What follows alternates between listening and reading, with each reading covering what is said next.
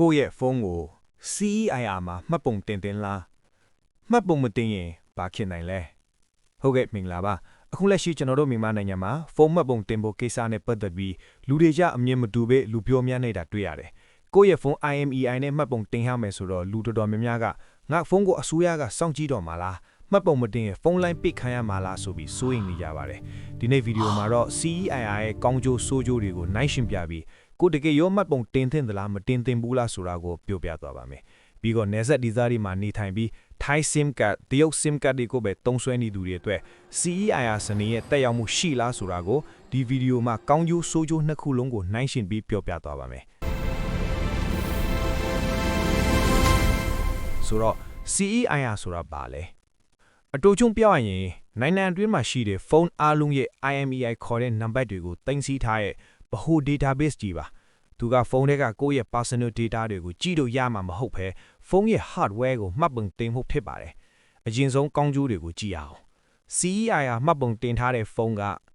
ဖုန်းပျောက်သွားရင်ထပ်ဆံရကိုအကြောင်းကြားပြီး IMEI ကိုပိတ်လိုက်လို့ရပါတယ်အဲ့ဒီအခါခိုးသွားတဲ့သူကဘယ် SIM card ထည့်တုံးလို့ရမှာမဟုတ်တော့တဲ့အတွက်ကိုဖုန်းကတကယ်လို့ခိုးခံထားရင်တောင်ကို data တွေအတွက်ပိုလုံခြုံမှုရှိစေပါတယ်နောက်ထပ်ကောင်းကျိုးကမိမိဖုန်းဟာအခွန်ဆောင်ထားတဲ့တရားဝင်ရောက်လာတဲ့ဖုန်းထီကြောင်ခိုင်ခိုင်မာမာတက်တည်ပြနိုင်တယ်လို့ KP WavePay တို့လိုမျိုးမြန်မာ operator နဲ့ချိတ်ဆက်ရမယ့်စနစ်တွေကိုလွယ်ကူစွာအသုံးပြုနိုင်မယ်ပြီးတော့ဈေးကွက်ထဲမှာဖုန်းအတူတွေရောင်းချတာကိုတားဆီးနိုင်မှာထက်ပါတယ်နောက်ထပ်ကောင်းကျိုးတစ်ခုကကိုယ့်ရဲ့ဖုန်းပိတ်ခံရမှာမဟုတ်ဘူးဆိုတဲ့စိတ်ခံစားချက်ကိုရရှိစေမှာထက်ပါတယ်တကယ်လို့မိတ်ဆွေက CEIR မှတ်ပုံတင်ခြင်းရင်တော့မှတ်ပုံတင်တဲ့ဗီဒီယိုကိုနောက်ဆုံးပိုင်းမှာဖော်ပြထားပါတယ်ဒုတိယအနေနဲ့ကျွန်တော်ဘာကိုစိုးရိမ်နေကြတာလဲအားနည်းချက်တွေကိုကြည့်အောင်ကိုယ့်ရဲ့အချက်လက်လုံခြုံမှု privacy concern က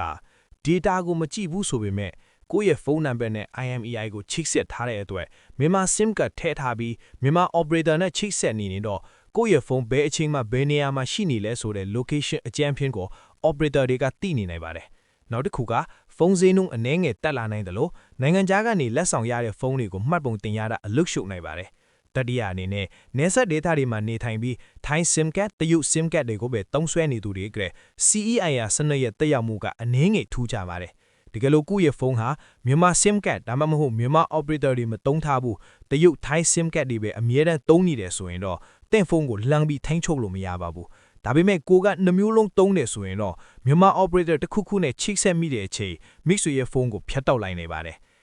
ကဲနယ်စပ်ကတငယ်ချင်းတို့နိုင်ငံလိုင်းသုံးနေသူရတော့အေးစိတ်ပါပဲဒါပေမဲ့မြန်မာလိုင်းနဲ့စုံလို့ကတော့ CEIR အကြောင်းကိုသတိထားဖို့လိုပါမယ်ကဲဒါဆိုရင်မှတ်ကုန်တင်သင့်သလားမတင်သင့်ဘူးလားဆိုတဲ့အဖြေကတော့တင့်အပေါ်မှာပဲမူတည်ပါတယ်မှတ်ကုန်တင်နိုင်ကိုလည်းဒီဗီဒီယိုမှာဖော်ပြထားပါတယ်မှတ်ပုံတင်တော့မယ်ဆိုတော့ဖုန်းလိုင်းအင်တာနက်လိုင်းချိတ်ဆက်ထားဖို့လိုပါတယ်